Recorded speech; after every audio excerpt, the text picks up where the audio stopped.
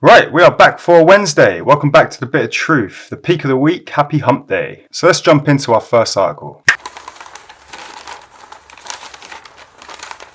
Now, I'm a firm believer that if you play stupid games, you win stupid prizes, as these next two articles confirm. The first article here is about these two men who thought it was a great idea to jump off a boat onto an iceberg and try and climb it. Didn't really go well for them. We've got images here of them jumping onto it, climbing, and then the weight of them flipping it, having them narrowly escape by just probably centimeters of them being crushed to death. You win. You're bigger idiots than I thought. On our second article today of winning stupid prizes is this man who thought it was a good idea to pet a shark, put his hand out into the water and got chomped and dragged into the water. You are a fucking idiot. You're a fucking idiot. Now, speaking of games, people like to put bets on sport and games and other stuff. Now, we've got one of the biggest money pool matches here in history, where they were tied 29-29, and this was the final black ball on the final game to determine the winner. There was 180 grand on it. I am betting that the man that threw this bottle of beer onto the table probably had a large bet on it himself. You're a smart motherfucker, that's right. The US entrepreneur,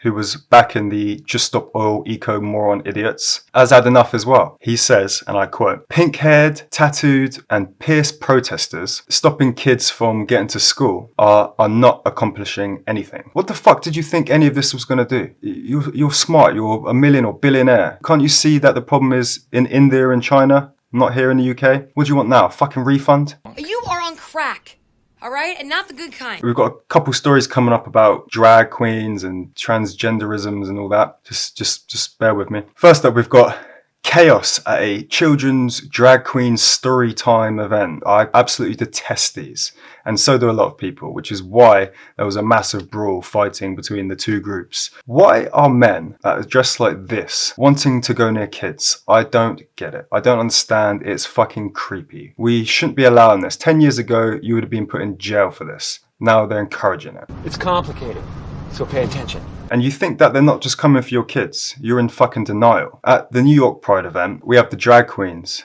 coming out with a new chant. We're here, we're queer, and we're coming for your kids. I learned about kids jumping on my lap, and I've loved kids jumping on my lap. It's no wonder why kids are so fucked up these days. And they're going to be even more fucked up in the future. The parents and teachers of that school in question, where they're able to identify as moons, stars, cats, and holograms, have now sent out a post to parents warning them to leave them alone. They're warning them not to ridicule the kids on wanting to be furries or animals. These kids don't even know what they're getting into. What do kids like? Furry toys, so they have no idea what's going on. We're just completely confusing them. Stop it. You need Michael. Stop it. Get some help. We've got an article here claiming Blackpool is the Vegas of the North. Well, judging by these pictures, it looks nothing like Vegas. It looks more like fucking Benidorm. It's one of the UK's most unhealthy towns, where people are queuing for £3 pints and £1 burgers at 11 o'clock in the morning. I'm relaxing, I'm getting blackout drunk, and you're leaving me alone. In Spain, it's not much better. We've got Barbie now selling pink cocaine. No, it's not a joke. Well, it's not Barbie that's selling it, but small cartels. You have been warned. Is anthrax bad?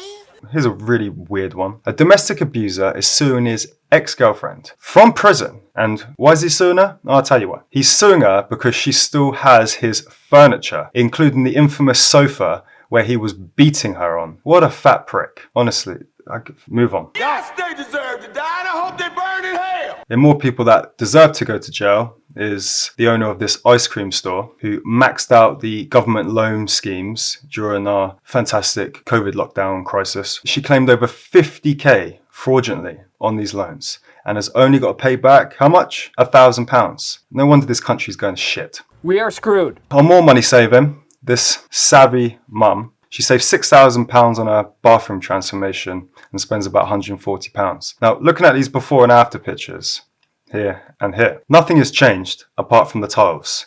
She can't even be bothered to fix broken hinges on the cupboard. It's pretty much the same thing. On more schemes of bullshit, we have the government who had a £5 million scheme to help people who are struggling to pay their mortgages so they don't lose their houses. How many people have they helped? 3. Wonder where that money's going. More kickbacks to local pub landlords to buy their holiday homes? Probably. Oh, you're probably right, as usual. This woman is complaining because she did a Waitrose shop where they claimed to have slashed 200 prices. She said she barely got 3 meals for £30. I'll call bullshit on that. This is the haul of food that she got. That's definitely more than 3 meals. And besides, it's Waitrose. They are expensive. Go to Lidl, go to Aldi, go to Tesco. Stop complaining. What next? You're going to complain that if Aldi cuts their prices, they're still more expensive than Primark. You fucking idiot. Stop crying, punk ass. Go ahead. And finally today, the newspaper here missed a great headline. A Greggs lorry has overturned and crashed into a train station. I call that a sausage roll. Right, my rant is over for the day. I'll see you tomorrow for the next one. If you like the video, give it a thumbs up, hit that subscribe button. I want to hit 50 subscribers by the end of next month. Love you all.